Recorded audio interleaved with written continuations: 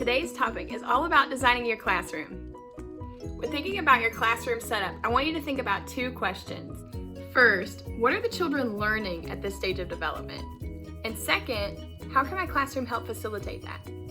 It's important to make sure that your classroom has a home-like feel to it so that kids feel comfortable and ready to learn. You want to make sure that it's interesting, it's stimulating, but it's not overwhelming. Young children can become really overwhelmed really quick. So keep it simple. Arrange your classroom so that all your children are visible at all times. Create big open spaces with pathways that are big enough to walk through, but not run. Make sure you're choosing floor surfaces that are appropriate for the center that you're designing. Leave wipeable floor surfaces for messy areas. Art, cooking, and sand and water play. Carpeted areas work best where you're trying to reduce noise and create a comfy environment. Use rugs for building corners, reading nooks, and even as a dance floor in your music area. Whatever you decide, make sure that whatever children have access to is safe and appropriate for them to use. For infants, you're going to want to hang pictures at their eye level, which means close to the ground. Give them toys that are soft and easy for them to maneuver. And don't forget to give them a creative space to get messy. Strip those babies down to their diapers and let them paint. Mobile infants need things that they can pull themselves up on so they can walk around and explore the classroom. Make sure any tables or shelves have rounded edges. Give them safe spaces so they can play alone and play with their friends. And provide tables and chairs that are just their size. If you're working for toddlers, you better get ready. Toddlers need ample things to climb on. Lots of manipulatives to pique their curiosity, books and music, and even sensory play. Preschoolers are in a world of their own. Provide block centers for them where they can build and explore. An art center where they can express themselves and be creative. A literacy section where they can read books and create stories. Music and movement where they can sing and dance and explore a variety of instruments. Dramatic play where they can be in their own little world. A science center with real scientific tools so they can explore the world around them. A math and manipulative section where they can build their abstract and spatial reasoning skills. A sensory table filled with sand and water, mulch, and even coffee beans. A section for cooking, and a center where they can explore the outdoors. When you're thinking about your centers, I want you to think about some elements that you don't have any control over. We'd like to call these fixed elements. Some fixed elements might include electricity. Make sure that centers that need electricity have access to outlets. This might include appliances in the cooking area, CD players in the music area, or even devices that play audiobooks in the literacy area. Also, consider where your classroom sinks are. Plan areas that need access to water close by. That might include sand and water play, art, or even cooking. Consider the placement of your different centers and think about whether or not any of them should be adjoined. If you place your block area next to your dramatic play area, you can really extend the children's play. In this way, they can create a huge city filled with music and art and culture. They could incorporate dress up and pretend food. They could put on an art show, a concert, or just have a picnic with all their friends. In the same way, you could group centers together like sand and water and science. Through this, the kiddos can learn how to experiment with different textures and mixtures. They can explore with real tools like balance scales, magnifying glasses, and even microscopes. And always group your quiet centers together so the children have a place they can come to decompress and relax. Make sure you name your centers something that's easy for children to understand. Avoid terms like manipulative center or gross motor area, and instead refer to them as blocks and music and movement. You can even involve your kiddos in the process. For example, your literacy center could be called a reading nook, it could be called a library, it could be called the book corner. By involving young children in the process, you give them chances to build autonomy. Once your centers are established, you can rotate them throughout the year. For example, In the Dramatic Play Center, you could create a camp out with tents and boats and even a pretend fireplace. Let your kiddos roast marshmallows and tell campfire stories.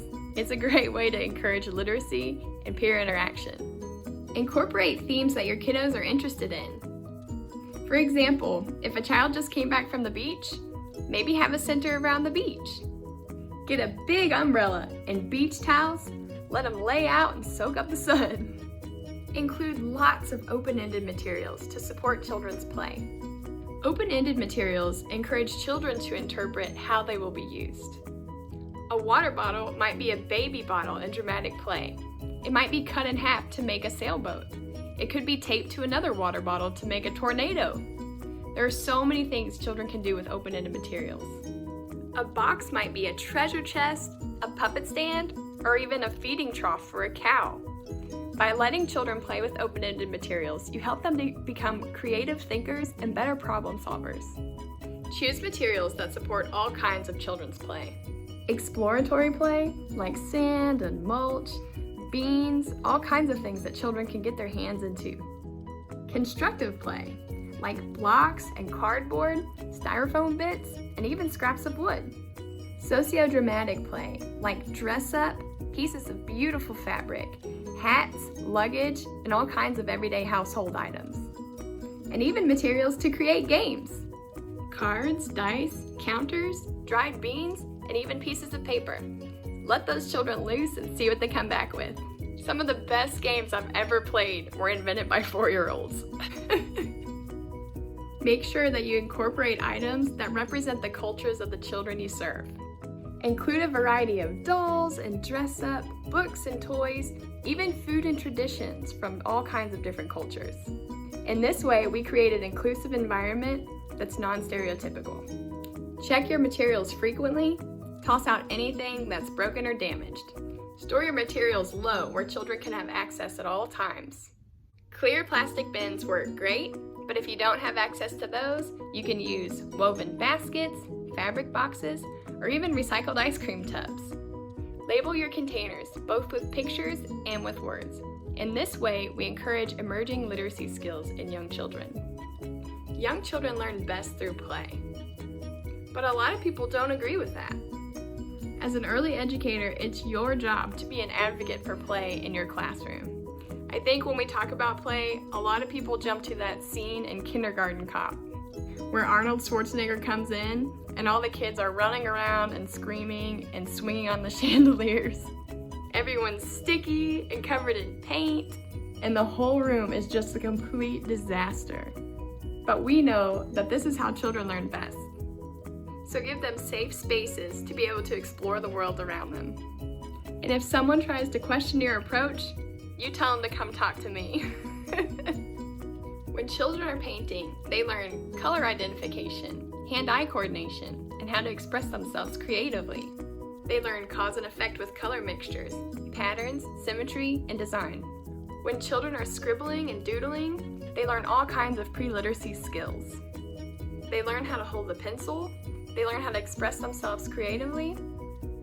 They even learn how to communicate through letters and symbols. Through weaving and stringing beads, children learn patterning, they learn concepts of more than, less than, they learn fine motor skills, and even how to count and divide. Through cutting and pasting, they learn how to be careful and precise. They learn how to bring new ideas to life and how to create and extend patterns. When children play with Play-Doh, they learn about 3-dimensional shapes and how to identify the negative space once the shape is pulled away from the dough. When children sort, they learn how to compare and contrast. They learn how to point out differences amongst materials and how to categorize based on similarities. When children build with blocks, they're building both their abstract and spatial reasoning skills. They learn how to plan and design and how to build structures with support. Through music, children learn how to regulate their emotions. They learn rhyme and rhythm and differences in pitch and tone. When they cook, they learn cause and effect through recipes. They learn about part-whole relationships, differences in taste and texture, and even develop healthy eating habits. In socio-dramatic play, children learn how to cooperate with others how to be flexible in their thinking, and how to problem solve when things don't go their way. They learn how to accept roles that are unfamiliar to them, and how to improvise and think creatively through different props and toys. When children read or are read to, they learn how to appreciate the value of the written word. They come to understand that their story has worth, and they listen to the stories of others. They start to recognize familiar letters, form little words, and start making important phonemic connections. They also come to understand concepts of setting, characters, plot, and sequence in a story. When children play outside, they learn important gross motor skills like running and skipping and climbing. They learn body coordination and how to take and manage risk. There are so many ways to engage children, both inside and outside the classroom. Just keep your children's interest in mind, and you're going to have a great year.